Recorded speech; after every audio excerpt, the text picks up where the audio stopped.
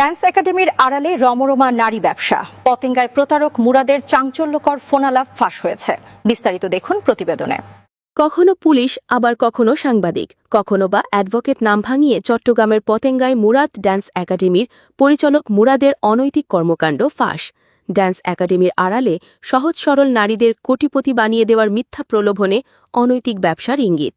বন্দরনগরী চট্টগ্রামের গার্মেন্টস ও দূষিত এলাকা বন্দর ইপিজেড পতেঙ্গা ২০ লক্ষ নরনারীর বসবাস। গার্মেন্টস চাকরি শেষে সামান্য বিনোদনের আশায় ড্যান্স শিখতে গিয়ে মুরাদের ড্যান্স ক্লাবে অনৈতিক প্রস্তাবে পড়ে অনেক নারী হারাচ্ছে বাদেশদিত্ব। মিথ্যা আশ্বাসে ঘর বাঁধা ও কোনো প্রকার চাকরি ছাড়াই কোটিপতি বানিয়ে দেওয়ার প্রলোভনে গ্রাম থেকে শহরে আসা সহজ সরল নারীরা হচ্ছে মুরাদের ড্যান্স ক্লাবের আড়ালে কুপকাত।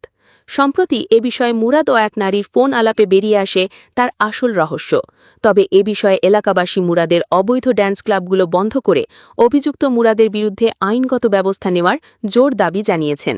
রুম নিবে আমার নিয়া শিওর? আমি কিন্তু ওদেরকে আমি ওদেরকে বলে দিব, বুঝছো? কালকে তোমার সাথে দেখা করি। আমি আবার ওই বাসায় যাইতে হবে না, ওই মেয়ের বলতে হবে না আমার। ওই মেয়ের বললে তো আমার আসতে হবে। আন্দাজিতে ওই মেয়ের ঘরে আমার একসুট কাপড় চুপুর আছে, ঠিক আছে? কসমেটিক কিছু আছে, ঠিক আছে? কালকে তোমার সাথে কথা শেষ করে, এখানে ঘন্টাখানে কথা শেষ করে আমরা রুম দেখবো, ঠিক আছে? রুম দেখে তোমার যত দিনা আছে, তোমার মার যত দিনা আছে, A to Z টাকা কোথায় আছে, শুধু নিজের পর টাকা কামাবো, শুধু দেখবা দেখি এই টাকা কিভাবে কামাই, ঠিক আছে? টাকার বিস্তায় গম যাবো, আল্লাহ যদি আমাকে বাঁচা রেখে টাকার বিস্তায় গম যাবো। তুমি যদি ঠিক থাকো তাহলে টাকার বিস্তায় গম দিতে পারবা, তুমি যদি ঠিক না থাকো তাহলে কিছু করতে পারবো না। আমি ঠিকই আছি, আমি ঠিক থাকলে আমি তো এই কথাটা বলতাম না যে ঠিক আছে রুমা আমরা শিওর কি উঠবা কি উঠবা না। আমি ঠিক যদি না থাকতাম আমি কইতাম কথাটা। তুমি বললে আমি এখান থেকে আমি যে খাটে ঘুমাই প্রয়োজনে খাট এটে নিয়ে যাবো ওখানে, ঠিক আছে?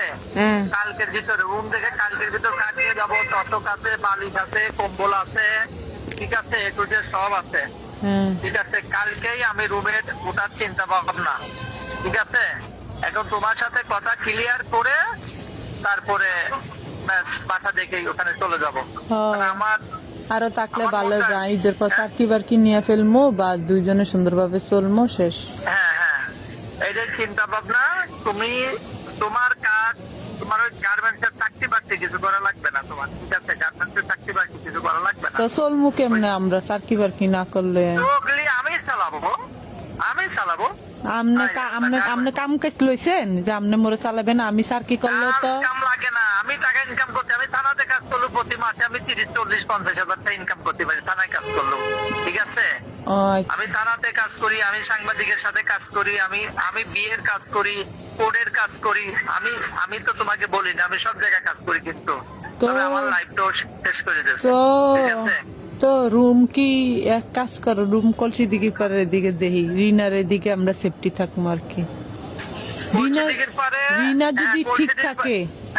রিনা যদি ঠিক থাকে, যদি কাউকে না বলে তাহলে আমরা শান্তিতে ঠিকভাবে থাকতে পারবো, বুঝছো? রিনা একটা কাজ করি, ওই রুম একটা আছে দুমপাড়া জমিদার হচ্ছে গিয়ে আমার খুব ক্লোজ বন্ধু, আজ কয়েকদিন ধরে আমাদের জ্বালাচ্ছে। রুম খালি আছে, ওরা ভাই আপনি একটা রুম নেন, ওখানে ডবল রুমও আছে, সিঙ্গেলও আছে, ঠিক আছে? হ্যালো, হ্যাঁ, আমাদের সিঙ্গেল রুম ধরলেই তো হয়ে যাবে, ডবল রুম দিয়ে আমরা কি আর না। যদি রিনা যদি থাকতে চাই, যদি বলে আমি এক রুম নিয়ে থাকবো, ও যেটা করে না। রিনা তো 1 তারিখে আজকের সাথে একটু কথা হয়েছিল আমার। রিনা বলছে 1 তারিখে, রিনা বলছে 1 তারিখে, আর মা নিয়ে